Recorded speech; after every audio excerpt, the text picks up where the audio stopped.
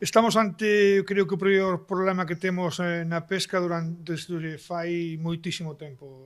Non é unha normativa difícil de cumplir, que é o normal, é unha normativa imposible de cumplir. É igual de difícil de calificar sen entrar en improperios.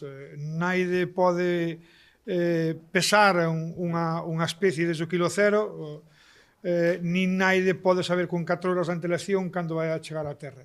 Hai cousas que son incumplibles, e esta é unha delas. Isto é como se facemos un burato nunha parede de 20 centímetros e os que estamos aquí temos que salir por el. É imposible, verdad? Se nos desmembramos, e penso que é o que queren.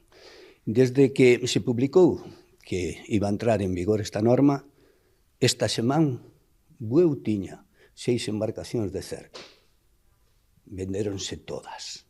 A norma saleu adiante, con casi toda a aprobación de todos os países, e, bueno, as consecuencias estamos las tendo agora, non? Nós incluso tuvemos a ocasión de Federación Gallega de darlle ao comisario en aquel momento do Parlamento Europeo de Pesca, pois de darlle un dossier de como se traballaban en Galicia, como se traballaban todas as artes, con fotos, redactando como se facía, como se facía, e dicindo que iso era imposible de cumplir, pero, bueno, aquí ahora encontrámonos cos problemas. É o que nos vamos a seguir encontrando máis para adiante, non?